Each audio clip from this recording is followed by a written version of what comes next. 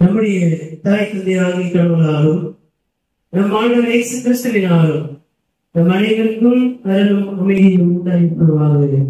ஆமென். கண்களை மூடி ஆண்டவரை வேண்டிக்கொள்வோம். அனைத்து ஆளுநர்களுக்கும் ஆசீர்வாதங்களுக்கும் ஊற்றும் காரணமாக இருக்கிற மீனவர்களே, இந்த அருமையான வார்த்தை முதல் நாளுக்காக நன்றி செலுத்துகிறோம். இந்த வேளையிலும் திருமுறைகளை வந்து நாங்கள் உங்களை போது கொள்ளவும், என்னுடைய பாவங்களை அறிக்கை செய்து உங்களுடைய இரக்கத்தை நான் பெற்றுக்கொள்ளவும் ஆண்டவர் திருப்பி செய்ய தயவுக்காக நன்றி செலுத்துகிறோம். இப்பொழுதும் உங்களுடைய வார்த்தைக்கென்று நாங்கள் காத்திருக்கிறோம். உடைய ஆவியான வழியாக நீர் உங்களுடைய வார்த்தையால் என்னை நிறைத்து என்னை ஆசீர்வதிக்கிறார்கள். நீர் அருள்கின்ற வழிகாட்டுதலின்படி நாம் நடந்தோம். என்னுடைய கத்தோட்டி வாழ்வை நாங்கள் சீர் செய்து கொள்ளவும் உங்களுடைய பிள்ளைகளாக நாங்கள் நினைத்திருக்கிறோம். எங்களுக்கு உதவி செய்கிறார்கள். இயேசுவின் வழியை வேண்டும் செய்கிறோம். நன்றி நல்ல கடவுளே. ஆமென்.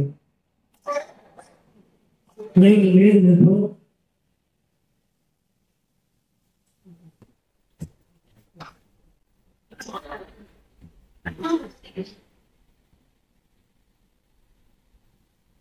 கிறிஸ்து உயிர்த்தெழுந்த திருநாளுக்கு பின்பும் 3ஆம் நிலையத்தில் சொல்லப்படுகின்ற இதனாலே படித்து சிந்திக்கும்படியாக உட்குறிக்கப்பட்டுள்ள நற்செய்தி பகுதி தூய யோவான் எழுதிய நற்செய்தி நூல் 14ஆம் பிரிவு திருவசனங்கள் 1 தொடங்கி 11 வரை அடங்கிய பகுதியை படிக்க அனைவரும் கவனமாய் கேட்போம்.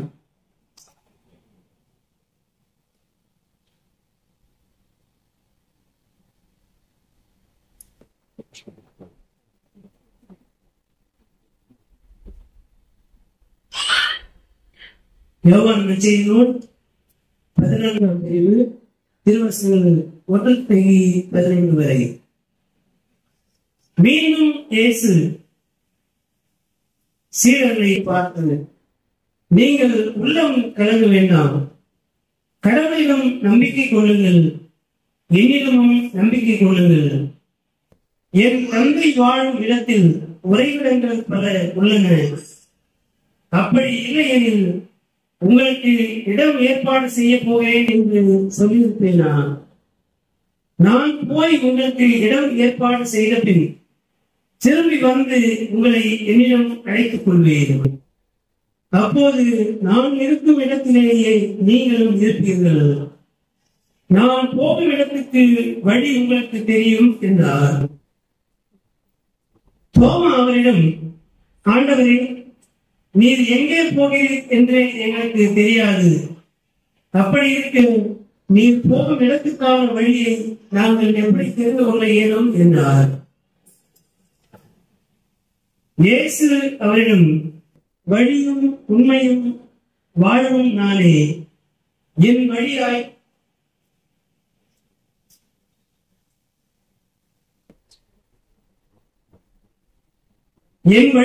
அன்றி எவரும் தந்தையிடம் வருவதில்லை. நீங்கள் என்னை அறிந்திருந்தால் என் தந்தையையும் அறிந்திருப்பீர்கள். இது முதல் நீங்கள் தந்தையை அறிந்திருக்கிறீர்கள், அவரை கண்டும் இருக்கிறீர்கள் என்றார். அப்போது பிலிப்பு அவரிடம், ஆண்டவரே, தந்தையை எங்களுக்கு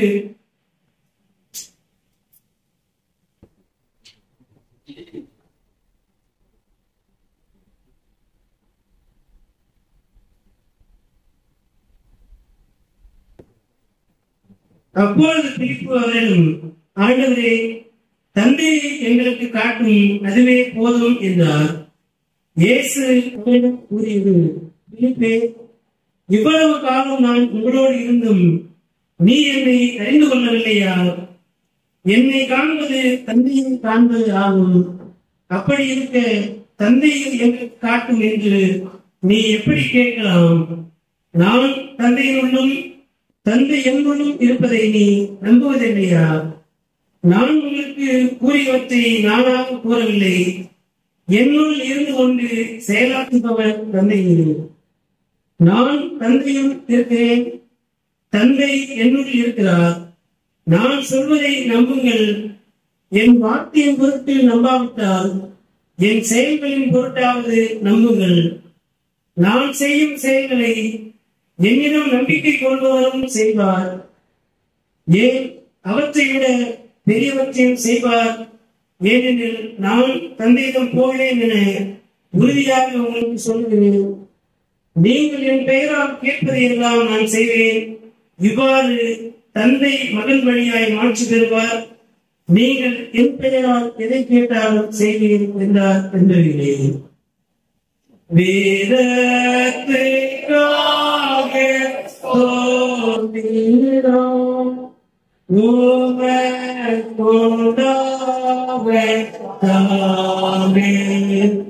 தெய்வீக வார்த்தையை தீரினோம் எல்லோரும் பக்தியாலே ஆராய்ந்து பார்த்து சேவித்து கை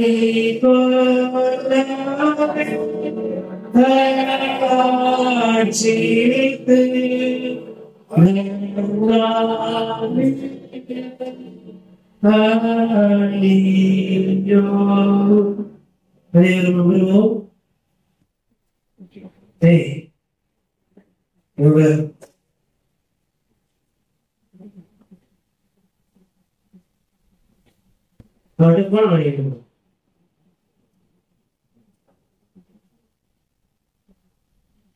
கிறிஸ்துவுக்குள் அன்பான இறைமக்களே, உங்கள் அனைவரையும் ஆண்டவர் இயேசு கிறிஸ்துவின் திருப்பெயராலே வாழ்த்துகிறேன். கிறிஸ்து வீட்டெழுந்த திருநாளுக்கு பின்வரும் 3ஆம் நினைவு சொல்லப்படுகின்ற இந்த நாளிலே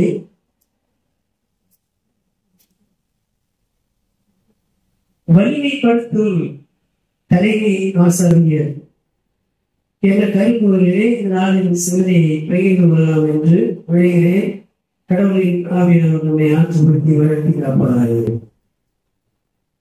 படிக்கின்ற இந்த நாளின் நற்செய்தி பகுதி,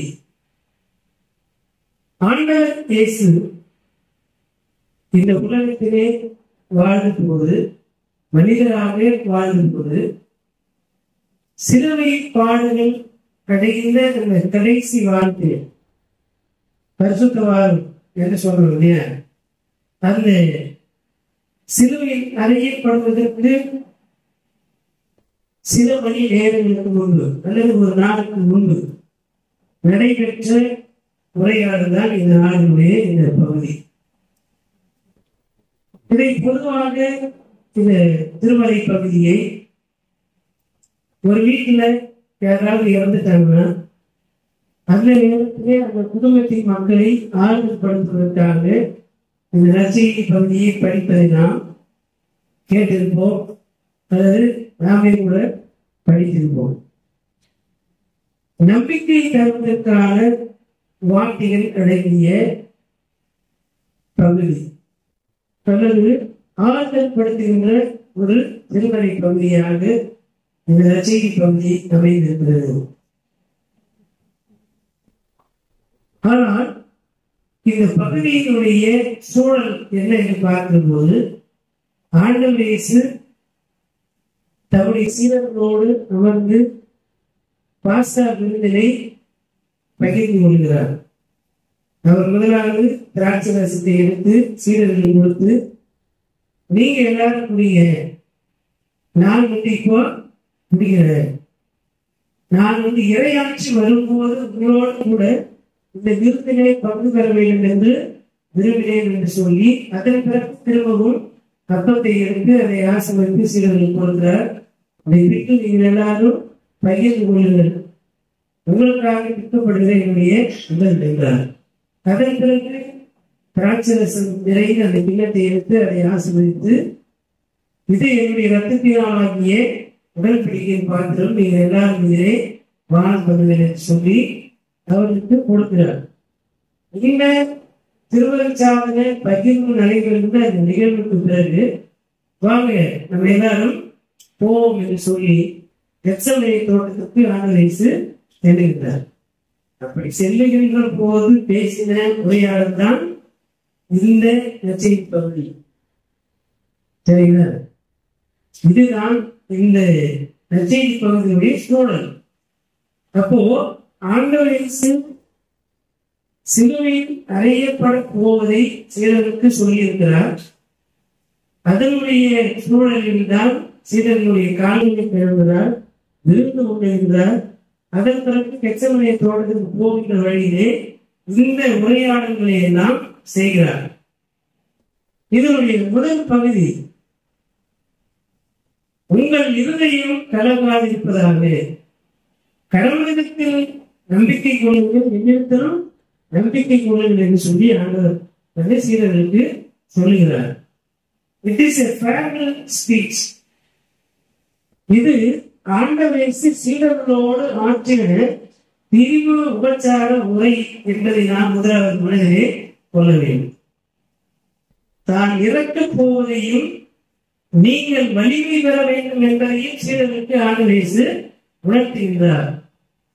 இது துக்கத்தில் இருக்கிறவர்களை ஆறுதல்படுத்தும் பகுதியாக நேரடியாக பார்க்கப்பட்டாலும் ஒரு சீர்திருத்த இயக்கம் அல்லது விடுதலை இயக்கத்தை சார்ந்தவர்கள் அந்த இயக்கத்துடைய தலைவருடைய அந்த இறப்பு வேளையிலே இந்த இயக்கத்தை தொடர்ந்து நடத்த வேண்டும் என்பதை அவருடைய தொண்டர்களுக்கு கற்பிக்கின்ற பகுதிதான் இந்த பகுதி. நான் போகிறேன், என்னை அனுப்பி என்னுடைய தலையெழுத்துக்கு நான் போகிறேன். இந்த உலகத்திலே அழிவுபட்டு கிடக்கின்ற மனிதனை விடுதலையாக்க வேண்டிய வழிமுறை என்ன என்பதை நான் உங்களுக்கு கற்பித்திருக்கிறேன். 3.5 ஆண்டுகள் உங்களுக்கு ஒரு மாபெரும் பயிற்சியை கொடுத்திருக்கிறேன். இப்ப கல்வித்துறையிலே நான் உள்ள போனேன். அதிகபட்ச கல்வி பயிற்சி காலம் எவ்வளவு? ஒரு படிப்பு இருக்கிறதுலே பெரிய படிப்பு சொல்லுது. படிப்பிலே பெரிய படிப்பு எது? உயிரை காக்கும் படிப்புதான் இல்லையா? மருத்துவ படிப்பு. அதுதான் அதிகப்படியான பயிற்சி காலங்களை உள்ளடக்கியது. 5 ஆண்டுகள் படிப்பாங்க, 5.5 ஆண்டுகள் இல்லையா? 5 ஆண்டுகள் படிக்கிறோம். முறைப்படியான பயிற்சி. இப்படி ஒவ்வொரு படிப்புக்குமே ஒரு காலம் இருக்குது. ஒரு பிஏ பண்ணணும்னாக்க 3 ஆண்டுகள், எம்ஏ பண்ணணும்னா அதோடு சேர்த்து 2 ஆண்டுகள், அதன் பிறகு எம்ஃபில் பண்ணணும்னா அதற்கு 2 ஆண்டுகள், டாக்டரேட் பண்ணணும் அப்படின்னா அதுக்கு 3 ஆண்டுகள். பிஏ படிச்ச பள்ளிக்கூட பிள்ளைகளுக்கு பாடம் நடத்தலாம் இல்லையா? எம்ஏ படிச்சிருந்தா பள்ளிக்கூடம் படிக்கிறது மேல்நிலை பள்ளி மாணவர்களுக்கு பாடம் நடத்தலாம். எம்ஃபில் பண்ணியிருந்தா ஒரு விரிவுரையாளராக பணியாற்றலாம். டாக்டரேட் பண்ணியிருந்தா விரிவுரையாளர்களுக்கு பாடம் நடத்துகின்ற முனைவர் பட்டம் பெறும் மாணவர்களை பயிற்றுவிக்கின்ற திறமையும் அறிவு மாற்றலும் அவர்களுக்கு உண்டு.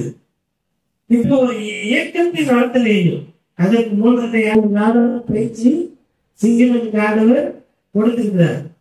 இந்த 3.5 ஆண்டு காலம் சீர்களோடு இருந்து ஒவ்வொரு தனிநபர்களையும் ஆட்சிப்படுத்த வேண்டும். நோய்வாய்ப்படுத்துகிறார்களா அவர்களுக்கு சுகம் கொடுக்கணும். பார்வை இல்லாத இருக்கிறார்களா அவர்களுக்கு பார்வை கொடுக்க வேண்டும். நடக்க முடியாத இருக்கிறார்களா அவர்களை நடக்க வைக்க வேண்டும். பிசாசு பிடித்து அழைக்க வைக்கப்படுகிறார்களா அதிலிருந்து அவர்கள் விடுபடுவதற்கு அவர்களுக்கு கடவுளுடைய ஆற்றலை பெற்றுக் கொள்வதற்கு வழிகாட்டுதல் செய்ய வேண்டும். மன ரீதியாக பாதிக்கப்பட்டு இருக்கிறார்களா அவர்களுக்கு முறைப்படியான ஆலோசனைகள் அல்லது ஆட்சிப்படுத்தும்படி கவுன்சிலிங் செய்து அவர்களை நலப்படுத்த வேண்டும். இப்படி எல்லா ஒரு பயிற்சி காலம் இருக்கிறது. ஆண்டவருடைய சீடர்களுக்கு 3.5 ஆண்டு காலம் பயிற்சி கொடுத்திருக்கிறார். பயிற்சி கொடுத்து இந்த சமூகத்தை நலப்படுத்த வேண்டிய பொறுப்புக்கும் பணிக்கும் அவர்களை ஆயத்தப்படுத்தியிருக்கிறார். ஆனாலும் அவர்களுக்கு தலைமை பதவிக்கு வர வேண்டும் என்ற ஆசை இருந்ததே தவிர அந்த தலைமை பதவிக்கு தேவையான துணிச்சலும் அதற்கு தேவையான முழுமையான அறிவும் அவர்களுக்கு இல்லை.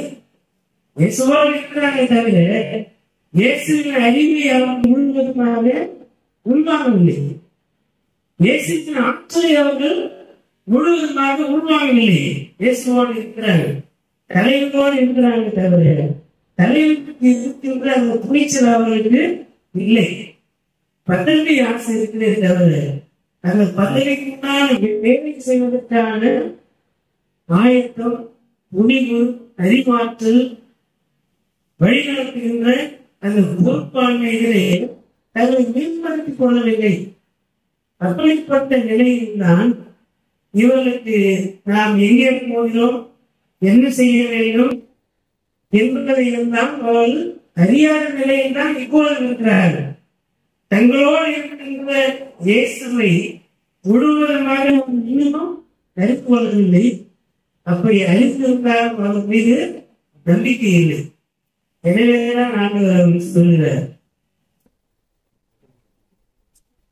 முதல்ல தைரியமாக பயப்படாதீர்கள். இந்த உலகத்தின் அதிகாரங்கள், பதவி இருக்கிறவர்கள் பழி வாங்குவார்கள், துன்புறுத்துவார்கள் என்று எத்தனை காலத்திற்கு நீங்கள் பயன்படுத்தீர்கள்? பயந்து கொண்டே இருக்கிறவர்களுக்கு ஒரு நாள் விடுதலை கிடையாது. உனக்குள்ளே உனக்கு துணிச்சல் இருந்தால் தான் உன்னை விடுதலையாக்கி கொள்ள முடியும். உன்னை நீயே விடுதலையாக்கி கொள்ள முடியும். நீ யாரை போய் விடுதலையாக்க முடியும்?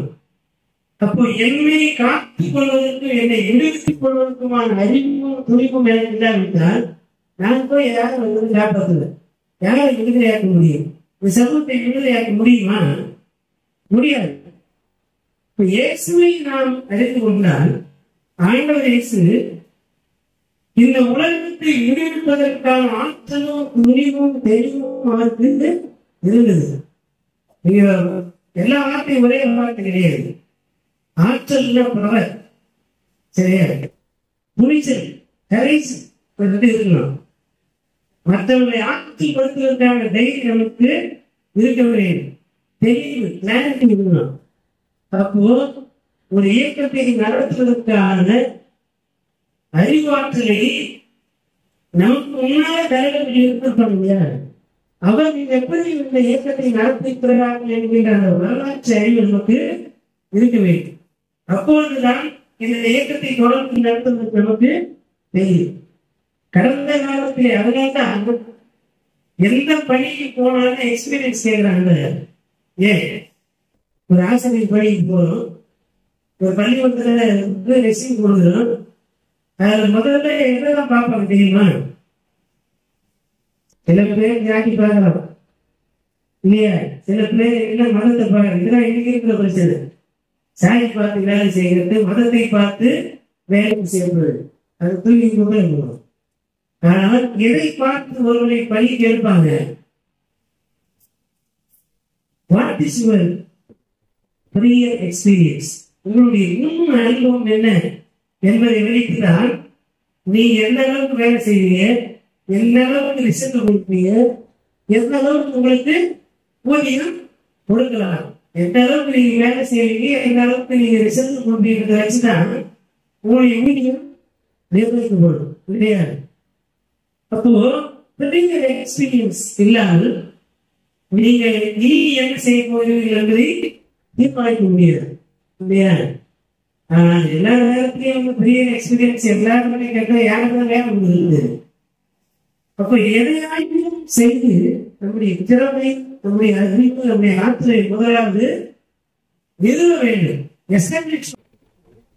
ஒரு பணி செய்வதற்கு முன் அனுபவம் என்பது மிகவும் முக்கியமானது.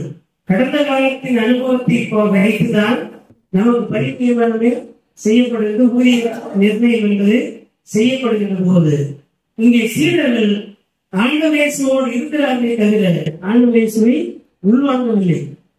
ஆண்டவேசுதான் மேசியா என்பதை அவர்கள் அறிந்திருக்கவில்லை. அதை நம்புவதற்கு ஏதுவில்லாத ஒரு சூழல். ஒரு மேசை என்றால் அவரை எப்படி ஒருவர் கொலை செய்ய முடியும்? அவரை தண்டனைக்கு உள்ளாக்க முடியுமா? இந்த உலகத்தையே ரசிக்கிறவர் என்பதெல்லாம் அவருடைய நம்பிக்கையாக இருந்தது. ஆனால் உண்மை என்னவென்றால் விடுதலையாளர்கள் கொலை செய்யப்படுவார், விடுதலையாளர்களுக்கும் இறப்பு உண்டு. ஆனால் அவர் என்ன பணியை முன்னெடுத்தார்கள், என்ன செய்திருக்கிறார்கள் என்பதை கூர்ந்து கவனித்தோமானால் எல்லா போரிலும் நாம் வெற்றி பெற்றிருக்க வேண்டிய அவசியம் இல்லை.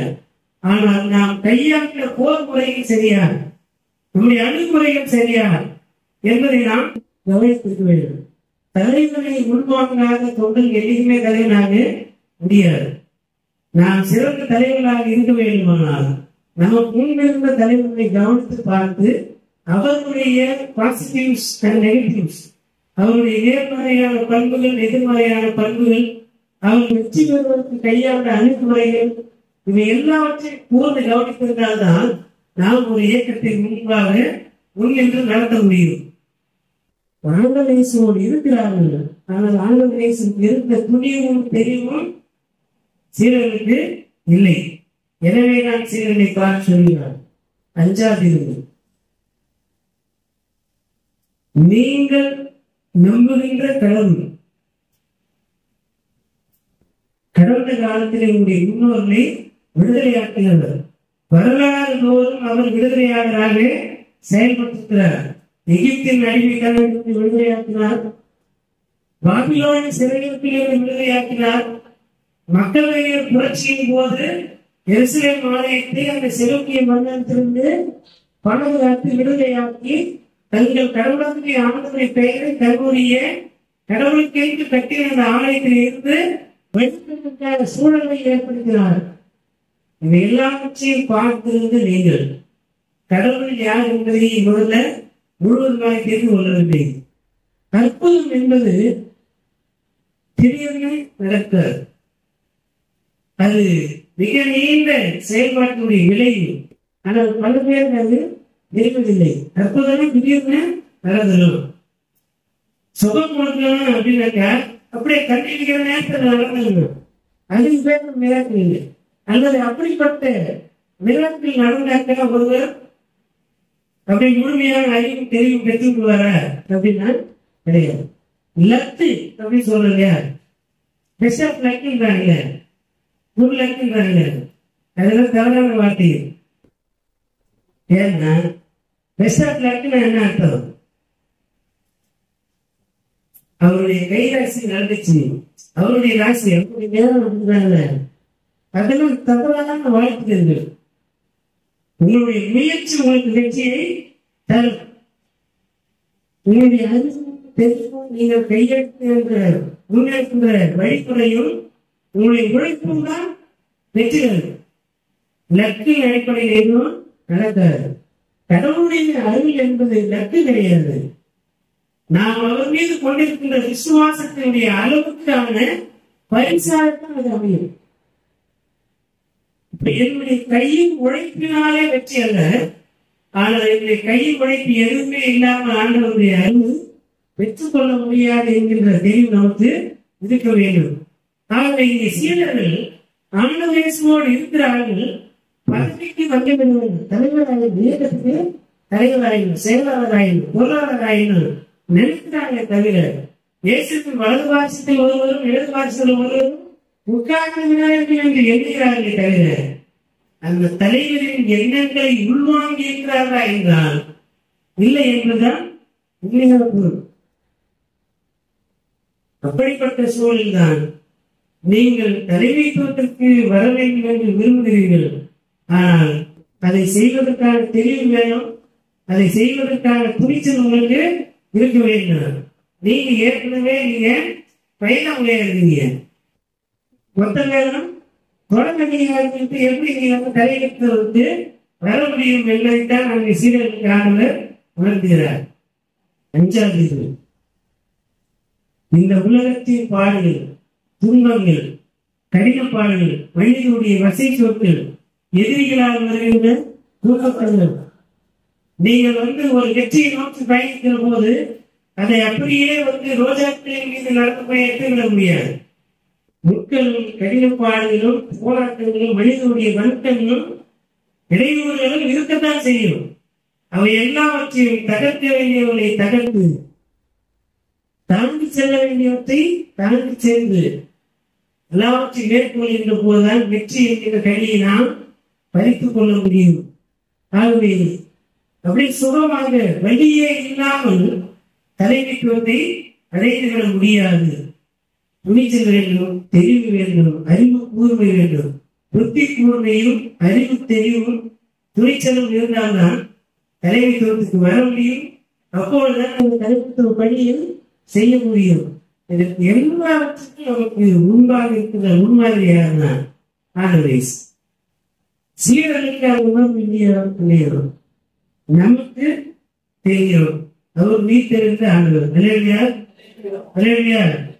உயிர் சீடர்களுக்கு அவர் தெளிவு இல்லாமல் போனதுக்கு இயேசு மனிதனாக பக்கத்திலே வாழ்ந்ததுனாலே அவருக்கு அவரை முழுமையாக ஏற்றுக்கொள்வதே தடைகள் இருந்திருக்கலாம். ஆனால் உயிர் தெரிந்த ஆண்டவரை, இறப்பை வென்றவரை, சாவுக்கு சாவுபடி அளித்த ஒரு தலைவரை தான் நம்முடைய ஆண்டவர் என்றும் மேசை என்றும் ஏற்றுக்கொண்டிருக்கிறோம். அப்படியானால் சீடர்களுக்கே இல்லாத ஒரு துணிவு நமக்கு இருக்க வேண்டும். சீடர்களுக்கே இல்லாத அந்த அறிவு நுட்பம், நுட்பம், விசுவாசம் நமக்கு இருக்க வேண்டும். அப்படி இருந்தால் இந்த உலகத்தை நாம் வென்றுவிடலாம். வழியும் வாழ்க்கையும் வாழும் நாளே என்று அன்றைக்கு தோமாவுக்கு சொல்லும் போது அது குறித்திருக்கலாம், முடியாமல் இருக்கிறான். ஆனால் நிலை வாழை அடைவதற்கான வழி ஆண்டவர் இயேசுதான். நிலை வாழை கொடுப்பதற்கு அவர் எப்போதும் உண்மையுள்ளவராய் இருக்கிறார். அவரே வாழ்வாக இருக்கிறார். அவருடைய வாழ்வை நமக்கு கொடுத்து நம்மை வாழ்விக்கிற ஆண்டவர் இருக்கிறார். அப்படிப்பட்ட ஆண்டவர் நமக்கு என்னவாக இருக்கிறார் என்றால் தலைமை ஆசாரியராக இருக்கிறார். தலைமை ஆசாரியர் எப்படிப்பட்டவர்? விவசாய முதலாம் அதிகாரத்தில் பார்த்தோம்னால், நான் பரிசுத்தராக இருக்கிறேன், நீங்கள் பரிசுத்தராக இருக்க வேண்டும். நான் தூயவர் ஆகிய நீங்களும் தூயவராக இருக்க வேண்டும். மாடு தன் எஜமானை அறியும், கழுதை தன் முன்னணை அறியும். என் மக்கள் என்னை அறியாதிருக்கிறார்கள் என்று சொல்லி கடவுள் அங்கீகரிக்கிறார். அப்படி இருக்கின்ற போது கடவுள் தூயவராக இருக்கிறார். எனவே நாம் தூயவராக இருக்க வேண்டும். நாம் தூயவர்களாக இல்லாமல், பரிசுத்தமானவர்களாக இல்லாமல் நாம் நேரிருக்கின்ற எந்த வழிபாட்டையும் கடவுள் விரும்ப மாட்டார். நாம் செலுத்துகின்ற பணியை ஆண்டவர் விரும்ப மாட்டார். நாம் சக மனிதனுக்கு இரக்கம் இல்லாதவர்களாய் நடந்து கொண்டு கடவுளுடைய இரக்கத்தை நாடி வந்தால் அவர் அதை வெளிப்படுத்த மாட்டார். நான் மற்றவருக்கு இரக்கம் உள்ளவராக இருக்க மாட்டேன், ஆனால் கடவுள் எனக்கு இரக்கம் உள்ளவராக இருக்கணும்னா கண்டிப்பா கடவுள் இரக்கம் உள்ளவராக இருக்க மாட்டார். கடவுள் இரக்கம் உள்ளவராக இருக்கிறார். எனவே நாம் மற்றவர்களுக்கு இரக்கம் உள்ளவர்களாக இருக்க வேண்டும். நாம் மற்றவர்களுக்கு இரக்கம் உள்ளவராக இருந்தால்தான் நாம் நேரத்துக்கு வழிபாட்டை ஆண்டவர் அங்கீகரிப்பார்.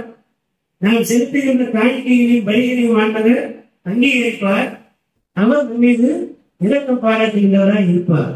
ஆகவே தலைமை ஆசாரியர் நமக்காக நாம் கொண்டு வருகின்ற பலி பொருளை வாங்கி பலி செலுத்துகின்றவர் மாத்திரம் அல்ல, அவர் தம்மையே பலியாக கொடுத்து அவர் நமக்கு ஆசாரியராக இருக்கிறார். எனவேதான் அவர் தலைமை ஆசாரியர். அதன் பொருள் என்ன?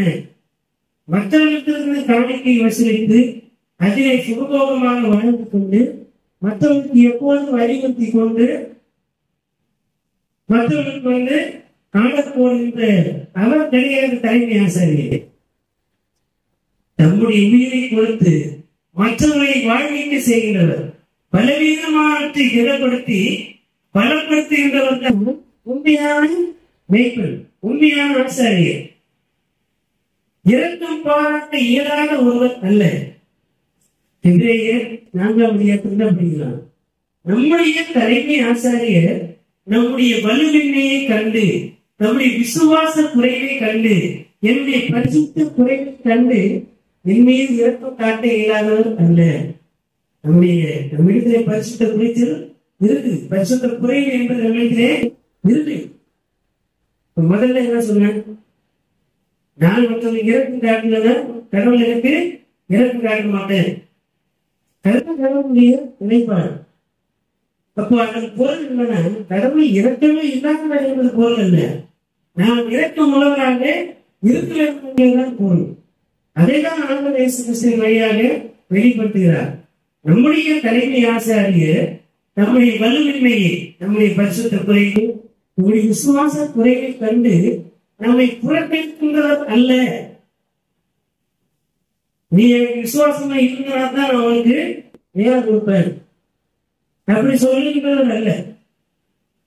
ஆனால் நாம் ஆண்டவருக்கு விசுவாசம் உள்ளவராக இருக்க வேண்டும். ஏன் என்றால், இனி நான் என்ன செய்ய போகிறேன் என்பதற்காக அல்ல, ஏற்கனவே நாம் பெற்றுக் கொண்டிருக்கின்ற வாழ்வுக்காக கடவுளுக்கு நன்றி உள்ளவராகவும் அவர் மீது நம்பிக்கையுடைய மக்களாக நாம் இருக்க வேண்டும். ஏனென்றால் இன்னும் வாழ்கிறாத மக்கள் இந்த எல்லா நன்மைகளையும் தருகின்ற கடவுளுக்கு வந்து அவர்களும் நன்மையை பெற்றுக் கொள்ள வேண்டும் என்பதற்கு நாம் சாட்சிகளாக இருக்க வேண்டும் என்பது அதனுடைய பொருள். ஆகவே நம்முடைய வலுமையை கண்டு இரத்தம் காட்ட இயலாத அல்ல. நாம் பலவீனர் என்று அவருக்கு தெரியும். அதற்காக பலவீனராகவே இருக்கிறோம் அர்த்தம் இல்லை. நம்முடைய பலவீனங்களில் இருந்து விடுபட்டு நம்மை பலப்படுத்துகின்ற கிறிஸ்தவத்துக்கு வருவதற்கு நம்மை நாம் ஒப்புவிக்க வேண்டும். நம்முடைய பாவங்களை நாம் விட்டுவிட்டு பாவமில்லாத ஒரு வாழ்வு வாழ்வதற்கு நம்மை நாம் பரிசுத்தமாக்கிக் கொள்வதற்கு பாவம் வழியாக இருந்தது. நம்முடைய பாவங்களை தம்மே சுமந்த நம்முடைய ஆசாரியர், நம்முடைய தலைமை ஆசாரியராகிய ஆண்டவரை செய்து நம்மை ஒப்புவிக்கின்ற போது அவர் அளிக்கின்ற அந்த நிறைவாழ்வை நாம் பெற்றுக்கொள்ள முடியும். அவருடைய நிறைவான இலக்குகளை நாம் பெற்றுக்கொள்ள முடியும். அதனால்தான் ஆண்டவரை சொல்லுகின்ற போது அவருடைய பலம் நம்மை பலப்படுத்துகிறது. நம்முடைய வலிமையிலும் அவர் நம்மை வலிமைப்படுத்துகின்ற ஆண்டவராக இருக்கிறார். என் கிருபை உனக்கு போதும், உன் பலவீனத்திலே என் பலன் பூரணமாய் விளங்கும் என்று படிக்கிறோம். ஆகவே நம்முடைய வலுவின்மை, நம்முடைய பலவீனத்தை ஆண்டவர் அறிந்திருக்கிறார். நம்மை பலப்படுத்துகிறவராய் அவர் இருக்கிறார். அவரே நமக்காக தன்னையே பலியாக கொடுத்து அவரே பலியும் அவரே ஆசாரியமாய் இருக்கிறார். நம்ம ஆசாரியர்களா மற்றவர்களுக்கு என்ன பண்றோம்? பாவம் மன்னிப்பு வழங்கன்னு சொல்றோம் இல்லையா? ஆனா யாருக்காவது நாம உயிரை கொடுக்கறதுக்கு தயாரா இருக்கணுமா? அப்படின்னா இல்லை. இப்ப நான் ஆசாரியர் மற்றவனுடைய பாவத்தை மன்னிப்பதற்கு கடவுளுடைய அருளை பெற்றுக் கொடுப்பதற்கு ஒரு மீட்சா இருக்கிறோம். ஆனால் நான் மற்றவர்களுக்கான பலியாக மாறுகிறேனா அப்படின்னா உண்மையாக இல்லை. அப்ப நம்ம எப்படிப்பட்டவர்களா இருக்கணும்னா, மற்றவர்கள் வாழ்வதற்கு பொருட்டு நம்மையே விளப்பதற்கும் கூட நம்மை நாம் ஒப்புவிக்க வேண்டும். நம்மை நாம் ஆயத்தப்படுத்திக் கொள்ள வேண்டும். நம்முடைய பலவீனங்களை கண்டு அது நிமித்தமாக நம்மை புறம் தள்ளாத ஆண்டவர் நம்முடைய பலவீனங்களை அகற்றி தம்முடைய பலத்தால் இடைக்கட்டுகின்றவராக ஆண்டவர் இருக்கிறார். எனவே நம்முடைய வலுவின்மையை கண்டு இரக்கம் காட்ட இயலாதவர் அல்ல. நம்மை போலவே அவர் பாடுபட்டு அந்த பாடுகளையும் துக்கங்களையும் துயரங்களையும் அடிகளையும் வலிகளையும் ஆணிகளையும் எல்லாவற்றையும் சுமந்து தீர்த்து இறந்து உயிர்த்தெழுந்து நமக்கு ஆண்டவராக இருக்கிறார். இல்லையா? அவருடைய பிள்ளைகளாக அவருடைய சீடர்களாக நம்மை நாம் ஒப்புவிக்கின்ற போது தந்தையாம் கடவுளை காண்கின்ற மக்களாக மாத்திரமல்ல, அவருடைய பிள்ளைகள் என்கின்ற உரிமையை நாம் பெற்றுக் கொள்கிறோம். அவரோடு இணைந்து வாழ்கின்ற மக்கள் என்கின்ற உரிமையை நாம் பெற்றுக் கொள்கிறோம். அதனால்தான் சீடருக்கு என்ன சொல்றாரு? நீங்கள் என்னை அறிந்திருப்பீர்களானால் என் தந்தையை அறிந்திருப்பீர்கள். நானும் தந்தையும் ஒன்றாயிருக்கிறோம். நாங்க அவர் வேற கிடையாது, நாங்கள் ஒன்றாயிருக்கிறோம். நீங்கள் என் வார்த்தைகளை நினைத்திருந்தால் நீங்களும் அந்த ஐக்கியத்திலே இருக்குங்க. 1 into 1 எத்தனை 1 போட்டாலும் ஒண்ணுதான் இல்லையா? நானும் தந்தையும் ஒன்றாயிருக்கிறோம், தந்தை என்னுள் இருக்கிறார், நான் தந்தையும் இருக்கிறேன். நீங்கள் என் வார்த்தையின் வழி நடந்தால் நீங்களும் அந்த ஒன்றுல இருக்கிறீங்க. அல்லேலூயா, அல்லேலூயா. அது பொருள் என்ன தெரியுமா? அது ஏற்றத்தாழ்வு என்பது கிடையாது. அங்கே சமத்துவம் இருக்கிறது, அங்கே ஒரு முழுமை இருக்கிறது. அந்த முழுமைக்கு நேராகத்தான் நம்மை ஆண்டவர் அழைக்கிறார். அந்த முழுமையான வாழ்வை பெற்றுக் கொள்வதற்கு இந்த நாளிலே நம்மை அர்ப்பணிக்க அழைக்கப்படுகிறோம். தலைமை ஆசாரியராகிய ஆண்டவர் நம்முடைய வலுவின்மையை கண்டு நம்மை புறத்தல்லாமல், நம்முடைய வலுவின்மையை அகற்றி நம்மை வழிபடுத்துகின்ற ஆண்டவர் இருக்கிறார். நம்முடைய தலைமை ஆசாரியர் மற்றவருடைய உயிரை வாங்கி அதிலே சுகமாக வாழ்கின்ற திருச்சபை தலைவர்களை போன்ற ஒரு ஆசாரியர் கிடையாது. திருமறையில் சொல்லப்படுகிற தலைமை ஆசாரியராகிய ஆண்டவர் இயேசு தம்முடைய உயிரை கொடுத்து இந்த உலகத்தை மீட்டு, இந்த மாநிலத்தை மீட்டு, இந்த மாநிலத்திற்கு வாழ்வளிக்கின்ற, இந்த மாநிலத்தை மீட்டு உருவாக்கம் செய்கின்ற தலைமை ஆசாரியராக இருக்கிறார். அவர் உண்மையுள்ளவர். அவருக்கு வெளியேறும் கிடையாது. அவர் நமக்கு வழியாக இருக்கிறார். அவர் நமக்கு உண்மையாக இருக்கிறார். உண்மையான கடவுளை அடைவதற்கான உண்மையான வழியாக இருக்கிறார். நாம் மற்றவர்களுக்கு வாழ்வு கொடுக்கிறவர்களாக இருக்க வேண்டும். நாம் வாழ்வை பெற்றிருக்கிறோம். ஆண்டவர் வாழ்வு அருளுகின்றவரும் தம்முடைய வாழ்வையை கொடுத்திருக்கின்ற தலைமை ஆசிரியராக இருக்கிறார். ஆகவே அந்த தலைமை ஆசாரியரை மீட்பராகவும் ஆண்டவராகவும் ஏற்றிருக்கின்ற நாம் இந்த உலகத்திற்கு மேய்ப்பு பணி செய்கின்றவர்களாக இருக்கிறோமா? நான் எந்த விதமான ஆசாரியராக இருக்கிறேன்? ஆசாரியர்கள் ஐயா இருக்கணும்னு ஆசைகள் யாரெல்லாம் மற்றவர்களுடைய வாழ்வுக்காக தங்களை இலக்கியம் தயார்படுத்திக் கொள்கிறார்களோ அவர் எல்லாருமே ஆசாரியர்கள் தான். பேர் சொல்கின்ற போது நாம் எல்லாருமே பரிசுத்த மக்களாகியும் ராஜநீதி ஆசாரிய திருக்கூட்டமாக இருக்கிறோம். நம்ம எல்லாருமே ஆசாரியர்கள். நமக்கு மேலே ஆண்டவர் இயேசு தலைமை ஆசாரியராக இருக்கிறார். அதன் பொருள் அவர் நமக்காக உயிரை கொடுத்திருக்கிறார். நாம் இந்த உலகத்தின் மீட்புக்காக உயிரை கொடுக்க துணிவுள்ளவராக இருக்க வேண்டும். எல்லாரும் வாழ்வதற்கு நாம் மீட்பின் கருவிகளாக செயலாற்றுவதற்கு கிறிஸ்துவின் மாதிரியை பின்பற்றுகின்ற மக்களாக இருப்பதற்கு எதிராகவே அழைக்கப்படுகிறோம்.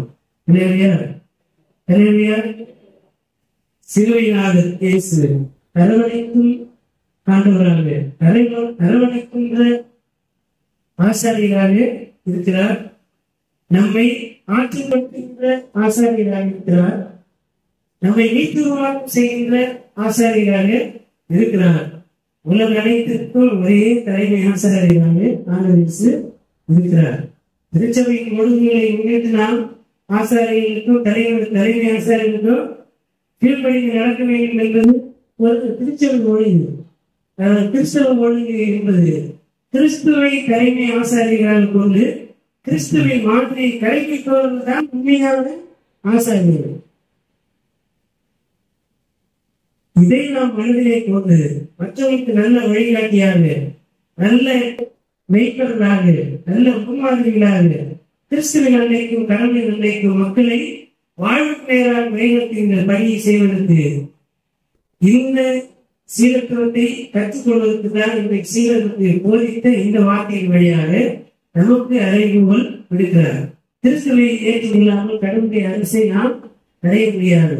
ஆண்டவர் இயேசுவை அறிந்து கொண்டால் ஏற்றுக்கொண்டால் அவர் நமக்காக ஒரு ஸ்தலத்தை ஆயத்தப்படுகிறார். அது எல்லாருக்குமானது. அங்கே சமத்துவமும் சகோதரத்துவமும் அனைவருக்குமான நீதியும் அந்த இடத்தில் இருக்கும். ஏனென்றால் அங்கே கிறிஸ்து அரசாளுகிறார்.